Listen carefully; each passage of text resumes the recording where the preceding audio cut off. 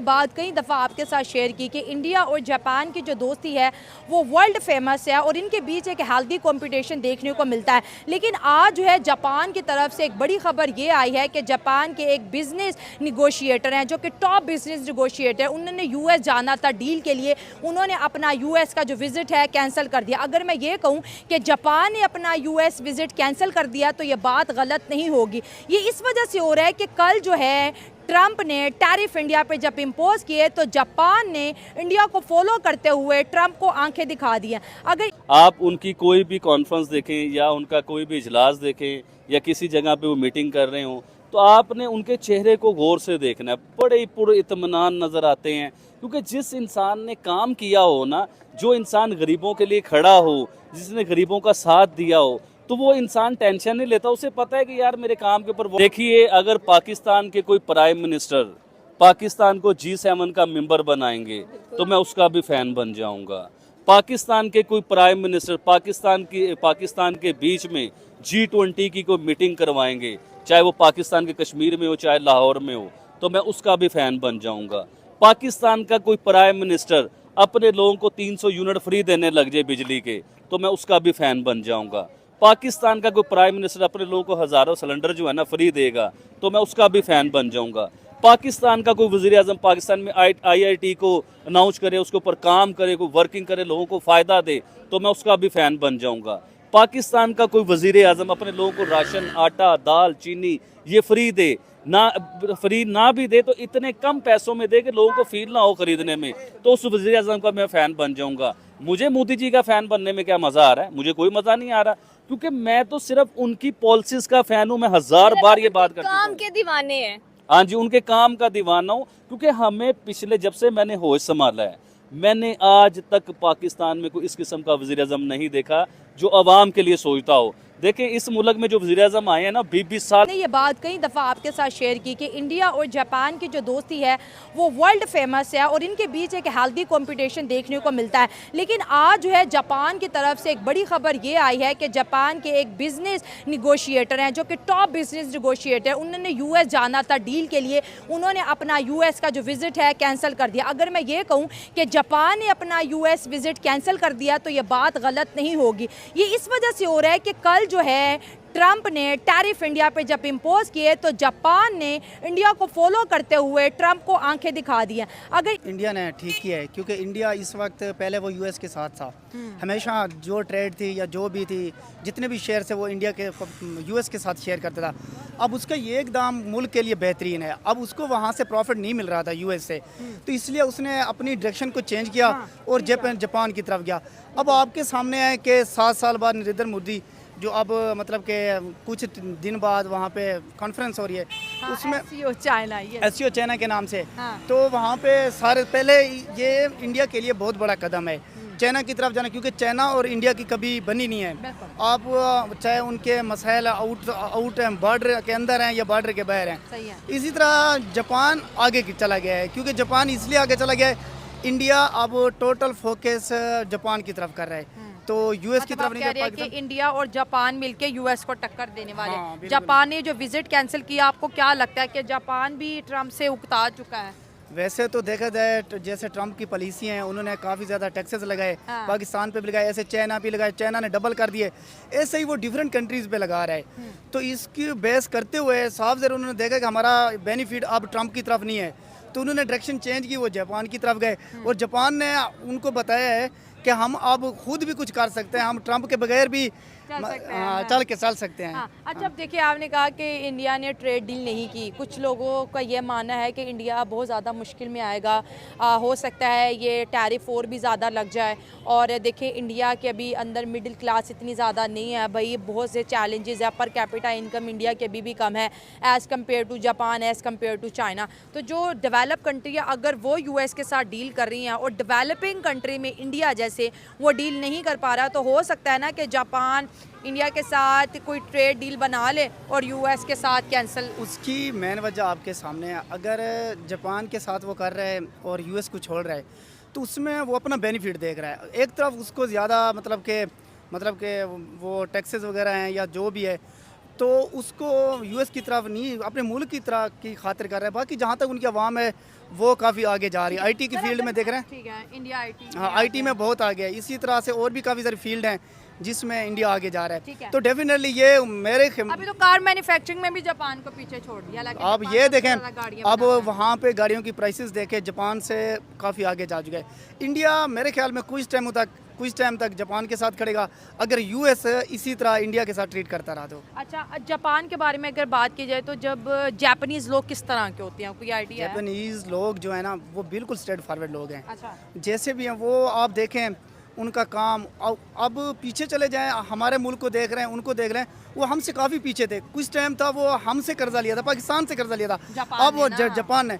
अब ये देखें वो जापानीज पूरी दुनिया को चला सकते हैं। अब वो हर हवाले से पूरी दुनिया पे ट्रेड कर रहे हैं और पीक पे जा रहे हैं। तो मेरे ख्याल में यूएस को भी वो पीछे छोड़ देंगे। ठीक है। अब यूएस ने एक डिमांड रखी है कि आपने ना 550 बिलियन डॉलर की ना इन्वेस्टमेंट यूएस के अंदर करनी है, जापान से डिमांड किया है। आपको क्या लगता है कि जापान 550 बिलियन डॉलर अमेरिका में लगाएगा? क्योंकि इस वक्त जो जापान के जो बिजनेस क्लास है वो इस ट्रेड डील में जो ये क्लॉज है उससे एग्री नहीं है, क्योंकि जापान बहुत ज़्यादा नेशनलिस्ट हैं और वो अपने मुल्क के अंदर बिजनेस करना और मेड इन जापान को ज़्यादा प्रेफर करते हैं। तो आपको क्या लगता है कि क्या जापान ट्रम्प के प्रेशर में आके 550 बिलियन डॉलर जो है यूएस के अंदर लगाएगा?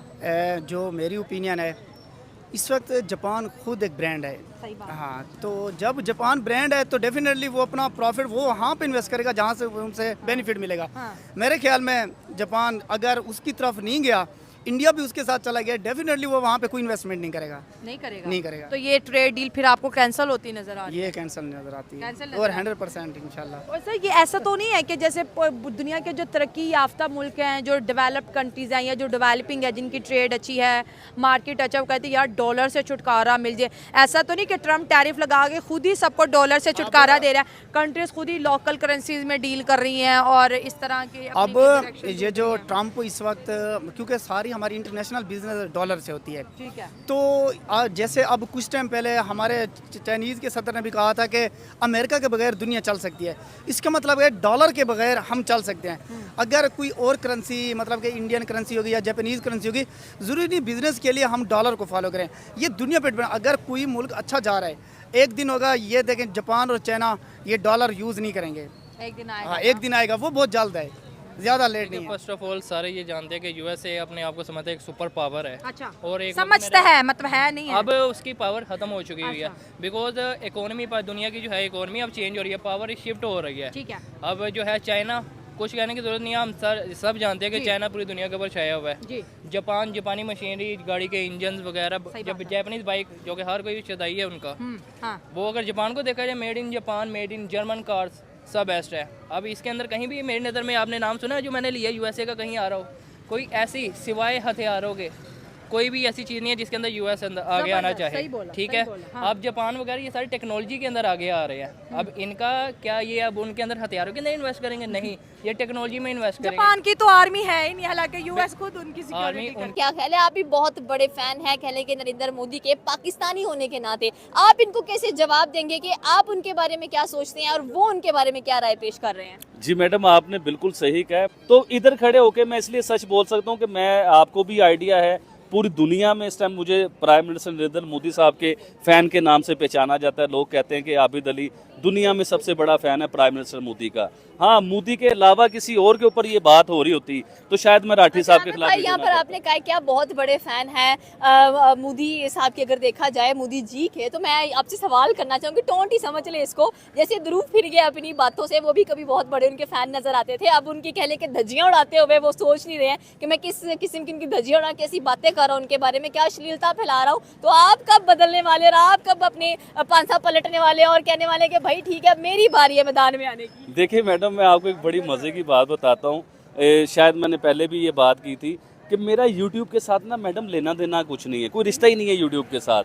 ये तो चंद अरसे से मेरा YouTube के साथ रिश्ता बना है कि वो आते थे, मेरे पास इंटरव्यू चलते थे, वो लोग देखते सुनना पसंद करते थे। बेसिकली मैं एक बिजनेसमैन हूँ, मेरा सारी ज़िंदगी गारमेंट्स में गुजर चुकी हुई है। और मेरा, अब मैं आपको कहना, आप फिरेंगे कैसे, या आप रोटी साहब तो जो है वो बड़ी जल्दी जो है वो फिर गए, आप कैसे फिरेंगे? देखिए, मुझे ख़रीदने वाला ना कोई पैदा नहीं हुआ मैडम, और पैसों से मेरे जो दोस्त थे जो मेरे साथ काम करते हैं वो मेरी गारंटी दे सकते हैं इस चीज़ को लेके कि मुझे पैसों से कोई ख़रीद नहीं सकता। मुझे जो भी ख़रीदेगा इमोशनल करके, जज्बातों के साथ या हकीकत और सच दिखा के ख़रीद सकता है कि मैं उसके सच के मुताबिक जो है ना साथ चलूँ उसके। तो देखिए राठी साहब जो है ना, ये है एक बिजनेसमैन, ये एक बहुत बड़े बिजनेसमैन है। ये अपनी ऐप बेच रहे हैं, अपनी क्लासेस बेच रहे हैं, अपनी एकेडमी बेच रहे हैं, अपने यूट्यूब चैनल को बेच रहे हैं। किस तरह बेच रहे हैं वो आपको भी नज़र आ रहा है।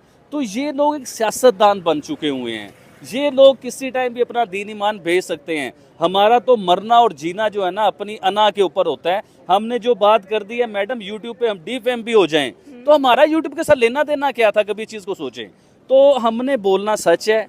मैंने जब यूट्यूब स्टार्ट किया था ना, मेरे पास इंटरव्यू लेने लोग आते थे, तो जब मैंने अपनी ऑडियंस से एक वादा किया था, मैंने आपको कहा था कि मैं या तो यूट्यूब पे आना छोड़ दूंगा या झूठ नहीं बोलूँगा। अगर मुझे कोई झूठ बुलवाने की कोशिश करेगा तो मैं यूट्यूब को छोड़ दूंगा। ये मैंने एक प्रॉमिस किया था। तो मैं नेक्स्ट भी आप लोगों को देखिए, हाँ मैं एक बहुत जीनियस आदमी नहीं हूँ, बहुत पढ़ा लिखा नहीं हूँ। समटाइम मुझसे भी गलती हो सकती है और मैं कई जगहों पे गलती करता हूँ। लेकिन मैं अहमद भाई पैसा अच्छे को बदल देता है, ऐसा ना कहें। देखिए पैसा अल्हम्दुलिल्लाह जिस बंदे ने शुरू से देखा हो ना, उसके लिए पैसे की कोई इतनी अहमियत नहीं है। और अल्हम्दुलिल्लाह मैं तो शुरू से अल्लाह ने दिया, मैं क्या ये बातें नहीं करने वाली हैं। बहुत पैसों पे अल्लाह पाक ने दिखाए हैं और सारा कुछ देखा हुआ है। बिल्कुल आपकी बात सही है। आपने कहा कि पैसों का कोई रोला इसमें नजर नहीं आता है। आप हमेशा नरेंद्र मोदी के फैन हैं और रहेंगे। वैसे क्या और कहना चाहते हैं ध्रुव को आप क्यों इतने बड़े फैन नजर आते हैं नरेंद्र मोदी के? कि हर कोई कहता है कि भाई वाकई आबिद अली पाकिस्तान से जब नरेंद्र मोदी की तारीफ करते हैं तो दिल को बड़ा सुकून और खुशी मिलती है। देखिए अगर पाकिस्तान के कोई प्राइम मिनिस्टर पाकिस्तान को G7 का मेंबर बनाएंगे तो मैं उसका भी फैन बन जाऊंगा। पाकिस्तान के कोई प्राइम मिनिस्टर पाकिस्तान के बीच में G20 की कोई मीटिंग करवाएंगे, चाहे वो पाकिस्तान के कश्मीर में हो चाहे लाहौर में हो, तो मैं उसका भी फैन बन जाऊंगा। पाकिस्तान का कोई प्राइम मिनिस्टर अपने लोगों को 300 यूनिट फ्री देने लग जाए बिजली के, तो मैं उसका भी फैन बन जाऊंगा। पाकिस्तान का कोई प्राइम मिनिस्टर अपने लोगों को हज़ारों सिलेंडर जो है ना फ्री देगा, तो मैं उसका भी फैन बन जाऊंगा। पाकिस्तान का कोई वज़ीर आज़म पाकिस्तान में IIT को अनाउंस करे, उसके ऊपर काम करे, कोई वर्किंग करे, लोगों को फ़ायदा दे, तो मैं उसका भी फ़ैन बन जाऊंगा।